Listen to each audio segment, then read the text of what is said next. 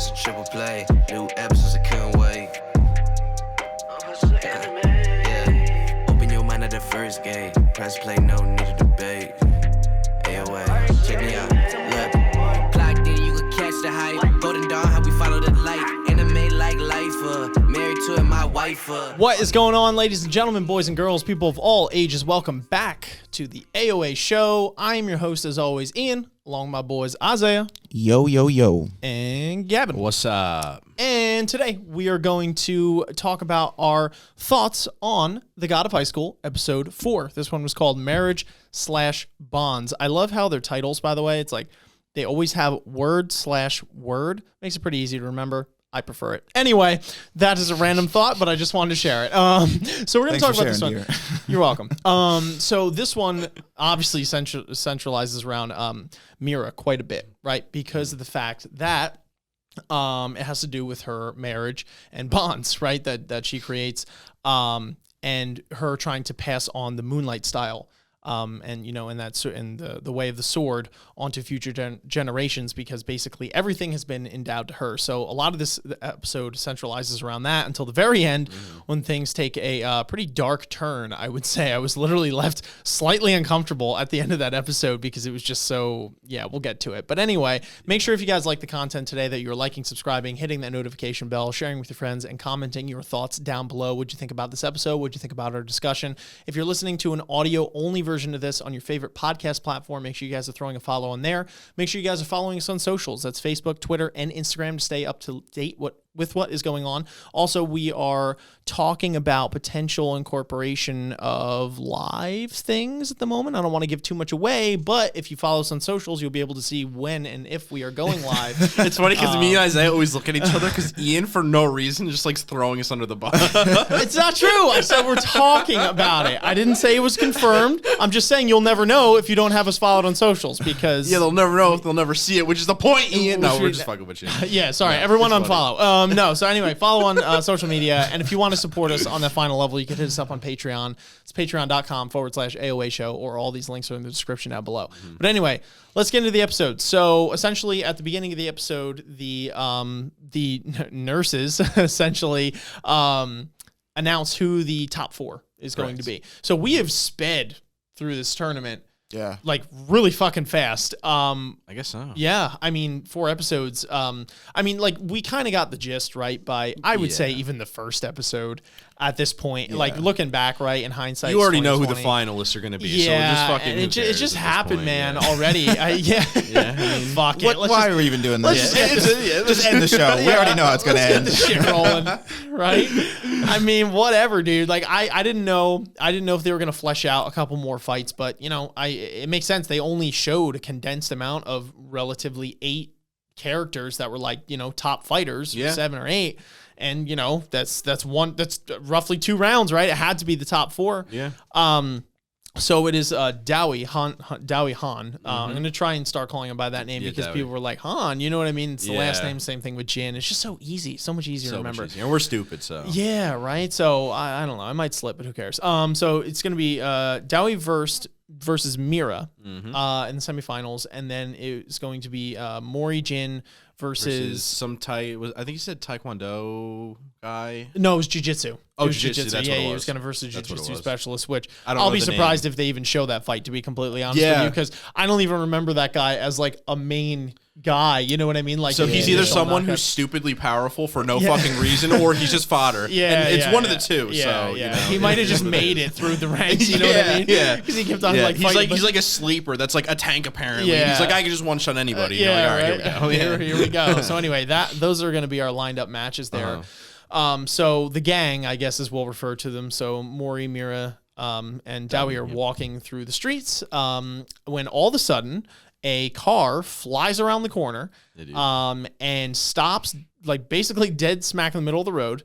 Guy hops out the car. Guy's like, supposed to be like beautiful, you know what I mean? Like symbol of perfection. Prince Charming. Yeah, Prince Charming comes out of the car and just straight up proposes to Mira. On the spot, yeah. On the spot. Naturally, as you would normally do. And we're like, what the fuck? Because we just went from last episode with like some dude just summoned the Grim Reaper with a scythe, cutting up the ring and everything. And then we go to like some dude hopping out the car and it's like, we are moving, folks. Like we are moving along with tournaments nobody's ever done this thing, this trope where it's like, I just met you, marry me. And it's ever turned out well. So it's like, you throw this out and it's like, all right, I guess I know how this episode's going to go. It's just like, I know jarring. what's happening here. And you can understand it when you're like, all right, you got to fit all of this like context from, the manhwa into an anime. And you're like, all right, I see what like you're doing to hit the points, but it's like, bro, you got to think of it from somebody who didn't read the manhwa's perspective, and it's like you're just throwing this in there, like it's going to be jarring. Like, obviously, and like to be fair, they do spend roughly 80-90% of the episode fleshing out that story. Yeah. It just happens so fast because by that,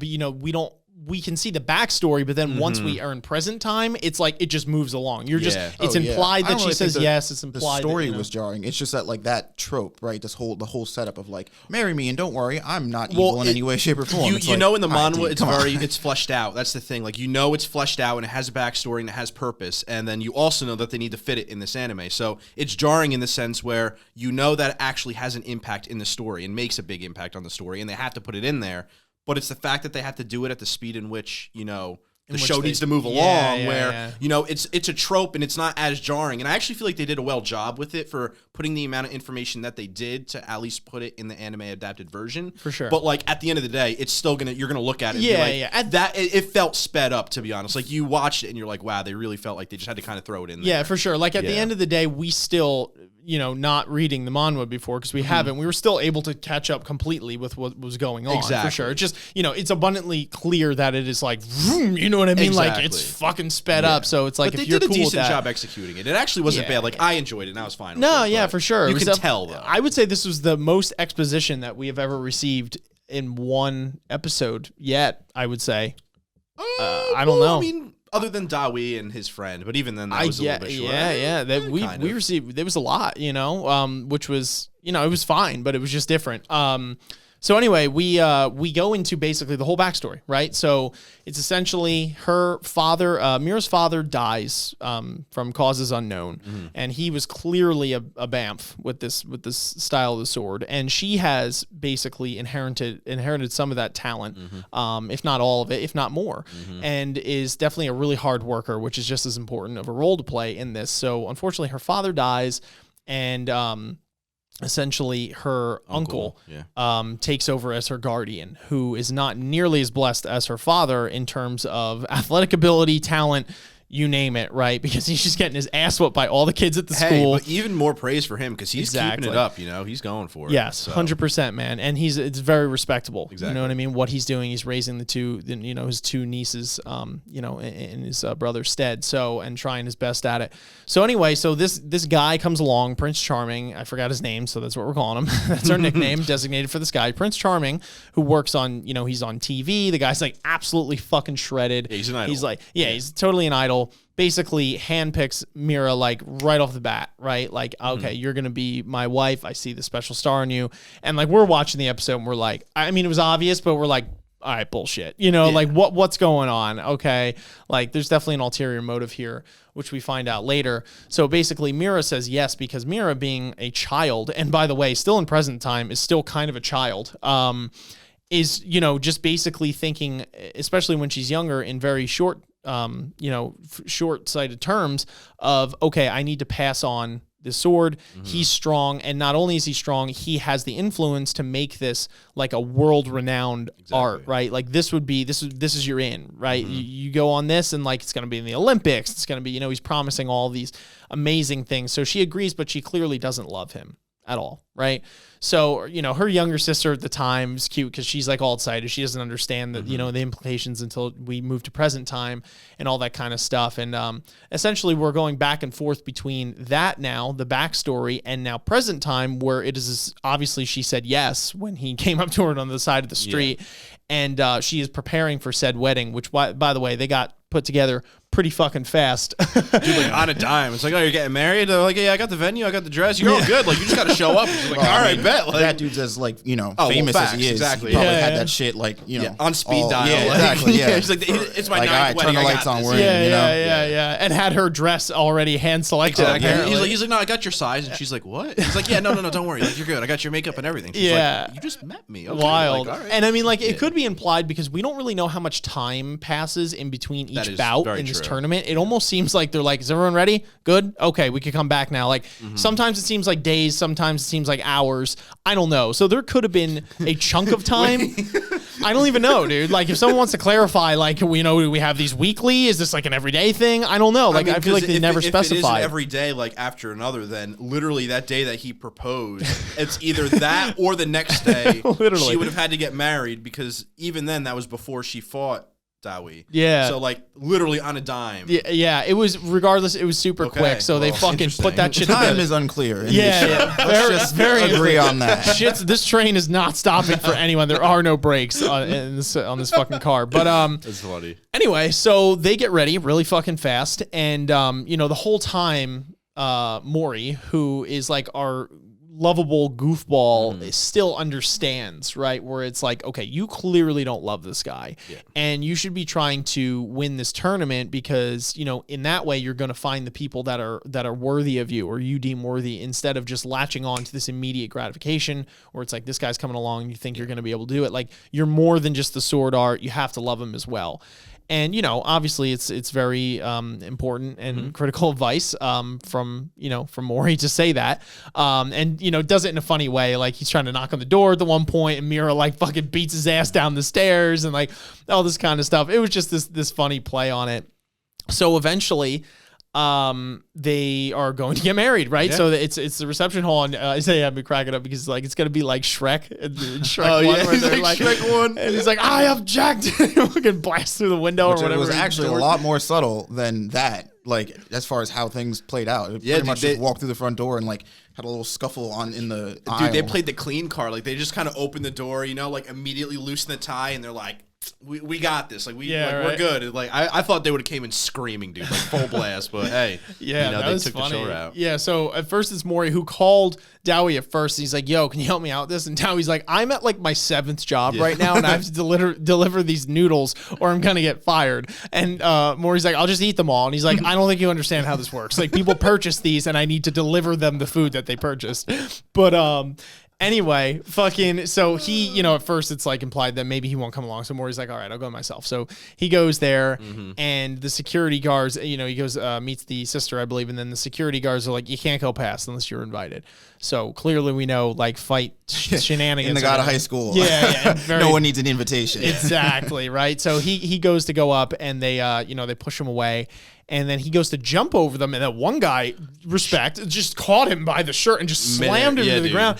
And then it was weird, though, because, and maybe one of you guys picked up on this, I don't think I did, Maury then says that, shit, I can't use my Taekwondo on these people. I don't know if you caught that line, but he even says it to himself. And it's funny because I remember you saying it while we were watching it, but I didn't catch it either. Yeah. I don't know why he can't. And if that was explained, I missed it. I don't know if he's following some code where it's like, okay, I can't attack people that aren't that aren't deemed strong enough. Maybe like he's still having weird after effects from the fruit.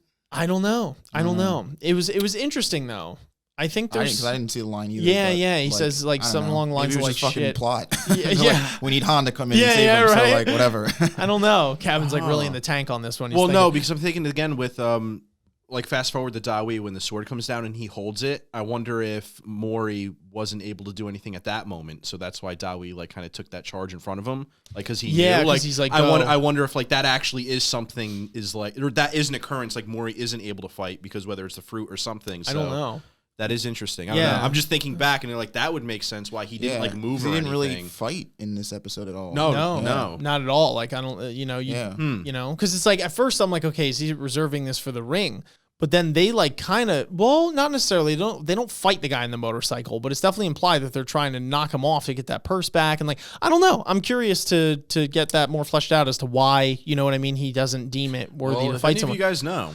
I don't know. Let us know without spoiling anything if it Yeah. like is a huge thing, Anyway, we'll move past that. So, comes in, tries to launch over, fails, and then he's like, shit, I can't fight. And that's when Han comes in and he's like, I made it back from my other job and we're about to beat some ass. So then again, we flash to Mira's uncle walking her down the aisle, and they get up to the altar there, and then they look behind, and fucking all the guards are just they're just like they're just out. It's just spaghettied on the floor. Yeah, just spaghettied all over the fucking floor. And so they walk in, the gang walks in, the uncle, and the uncle's there, and the younger daughter, and the uncle obviously before had asked politely to Prince Charming. He's like, listen, like she's making this decision rashly, or irrational decision. Just please just, cut this off. And the guy's like, fuck that. So once we start walking up the aisle though, or once we're on the altar, whatever, with Prince Charming and Mira, we realize Prince Charming's true motivations,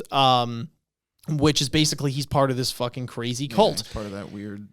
Yeah. And apparently Mira has some sort of unforeseen power as well, right? Because he wants to marry her specifically for this, because he says, I can unlock that power, something along those lines. Something with the sword, exactly. Like you can access like a god thing. Yeah, if, like, somebody can wield it. You could control a god or something, he says. And he's like, but only those hands. Exactly. Or, whatever. Just the skilled enough in that field or whatever. She's the successor of the Moonlight style. Exactly. Exactly. The Moonlight style is really, what it is. Tap into its power. Yeah. Mm-hmm. Yeah, so that's interesting really as well. Interesting, actually, So anyway, he says that, and we find out that's really why he's marrying her. Surprise.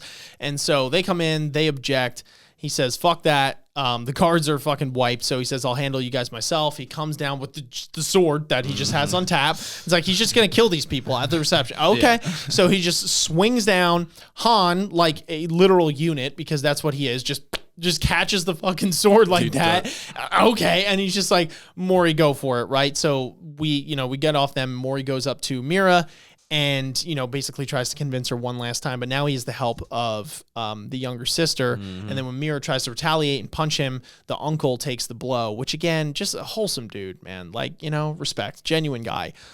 Takes the blow, and that's when I think Mira snaps to, sort of, and it's like, listen, I don't want this. I know this isn't the best way. I know this guy inherently has some shit up his sleeve, and I don't trust it, and I could do better than that because I'm only in high school and I got some years left, hopefully. So we're gonna try. You're gonna give it another crack, and hopefully we get something better. Another year or two. And then fall back. Then when he comes back and proposes again, then So then So then, they go over back to Han, who just has the sword still, I guess, and the Prince Charming guy is like, you know what? Like, because she's like, I'm not marrying you. Yeah. And she's polite about it, to be fair. She's like thanks. She's like, thanks anyway. Not interested.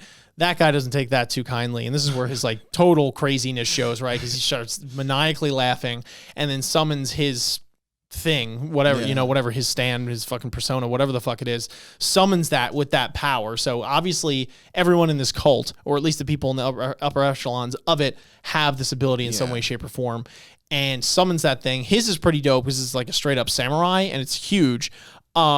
Which this was one thing that was kind of interesting because it was like, so Maury jacked up on the fruit the last episode, had some trouble with that fucking scythe one. Like that thing kind of got his number. I feel like they had virtually no problem with this guy. Like, I guess it's a matter of if you can get close enough to the user, which it seems that like if you I wonder also if like those monster things, whatever the fuck we're calling them, have individual power levels. So it's like just because you have one doesn't mean that yours is jacked out of its fucking mind. Correct. Like, so like that one might have been actually weaker than the one that Maury fought in. Yeah, it's an interesting play, right? Because it's like I'd have to assume that the only way to obtain that is to be powerful enough to do so.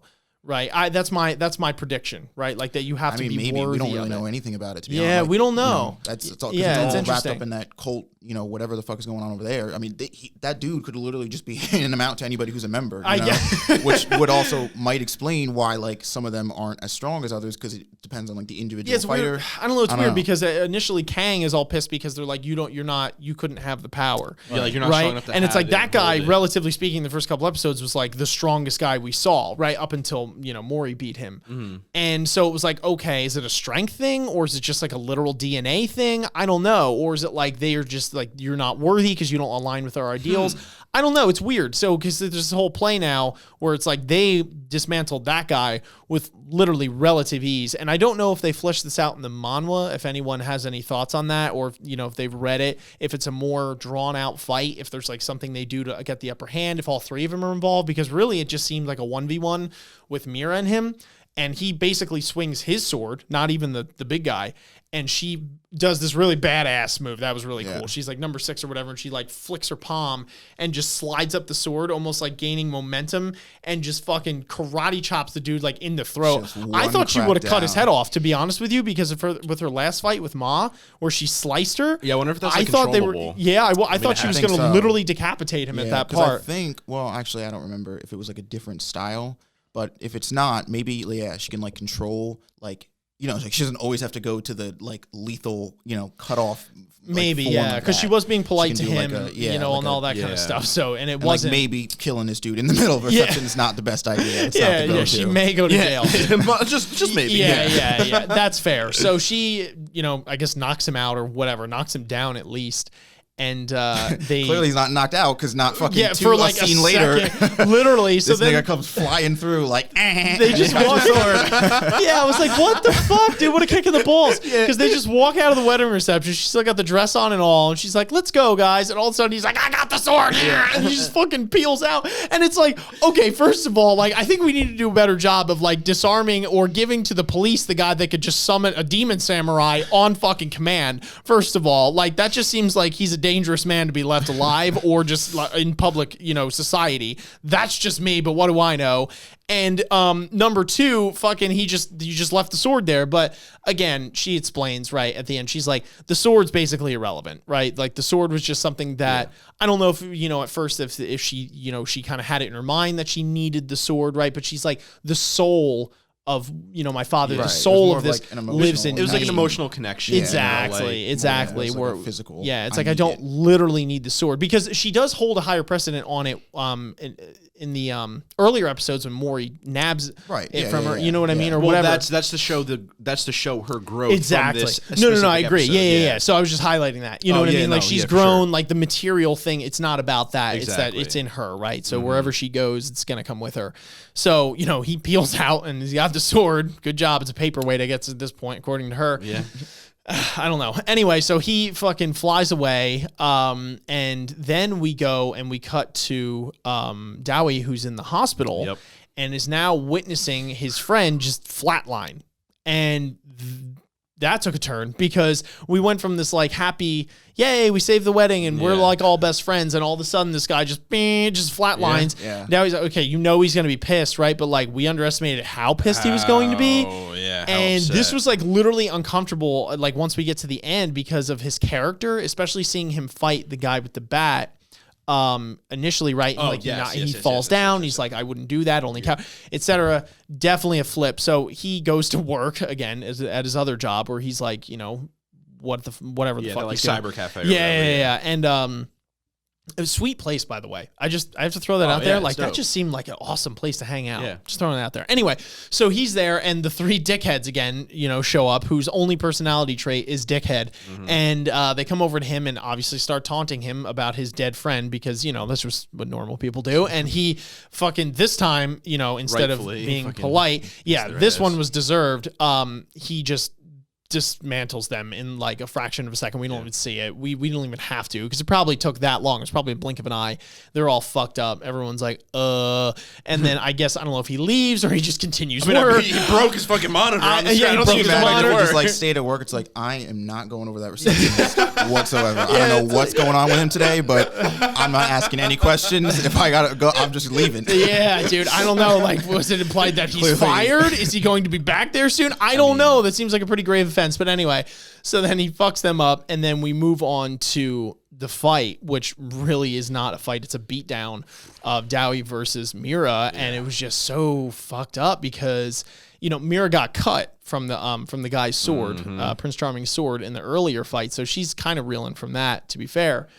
But he just fucking dismantles her, right? Because we were curious in that split second before they showed it, where it's like, okay, how's this fight gonna go with her? Like, is he gonna pull it together? unfortunately not. Yeah, we were assuming that he just wasn't going to show up. He was going to too strong. The next thing you know, she's on the ground bleeding. Because we thought it was like once his friend was dead that he was going to have no reason to keep fighting, and it was like, okay, you go on, right? But it was like, no. Yeah. He's just now, it's like motivations have changed, very angry, and we know that he's a scary individual to begin with, so he just beats the ever-living shit out of Mira. So, and I mean, like, I don't know if a lot of that was due to the cut, if it was that bad, or if he's just got, like, if he's just that much more powerful than her. We don't really know. There wasn't really enough fleshed out to kind of get the power levels. Her there, and she was bleeding a lot. He definitely used it to his advantage because he rocked her in the fucking gut like 3 times, and there was blood shooting out of it. So he beat the living shit out of her and then knocked her to the ground. And then, you know, at that point, that's when the fight should have been over. But this is when, you know, it kind of crossed the line because then he goes to jump on top of her or to keep hitting. Yeah. And that's where it's like, dude, come on, right? Because I'm going to be fair. I'm going to be honest.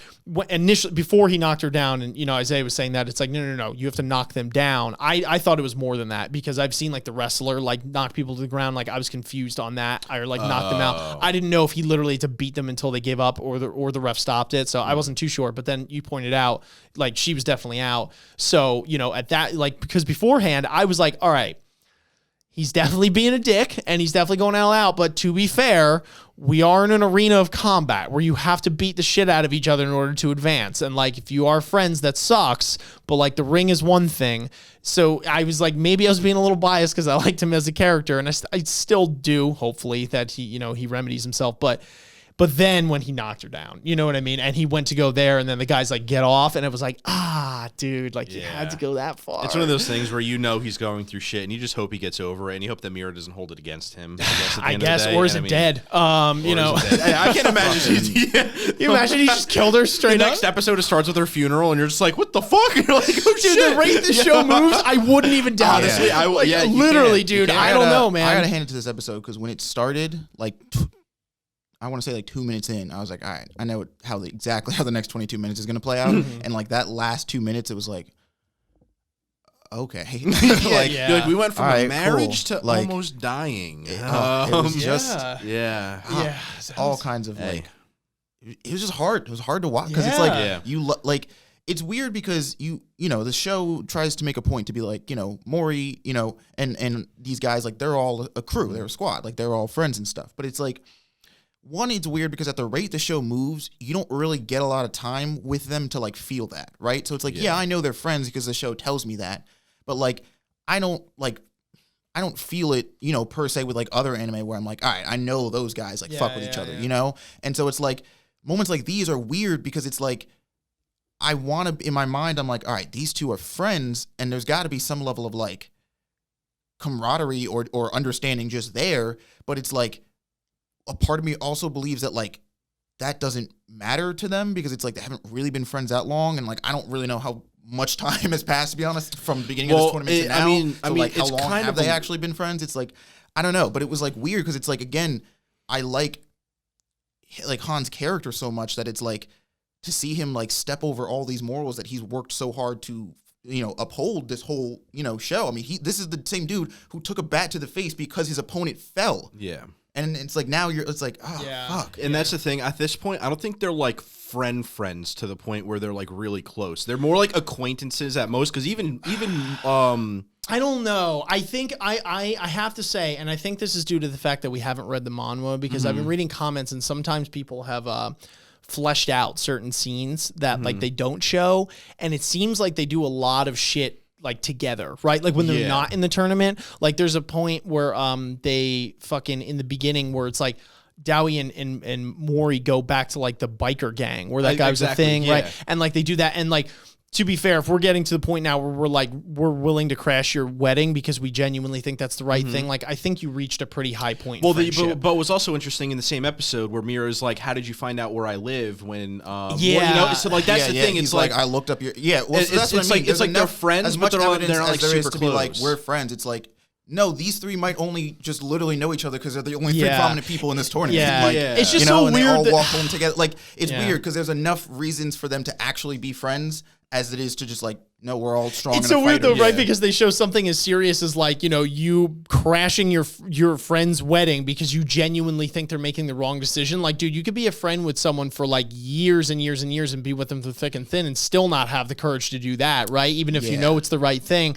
But then it's flipped and it's like, you don't even know where I live. You know what I mean? And it's like, it's really hard on my mind to really get a foothold on how close of friends they are. But I guess I would go with it's not as fleshed out. Yeah, as the model. The Because gauging is like time. We don't know how much time has passed from episode 1 to now, so it's like hard to be like, have they hung out this long? Like, you know what I mean? Because I mean, like the wedding thing. Like, let's be real. We know Maury. Like, that's the kind of guy he is, right? He literally has a code of do whatever you want. Like, if he thinks something's wrong, whether he knew this chick from day 1 or 200 day, like he would have done something about it. But it's like, I don't know. Again, like that situation, the wedding is something that I think would have happened regardless. But this the fight between Dawi and like, that's something where it's like, there's like such a gray line there because I don't know where anybody stands here really anymore. Like, I don't know.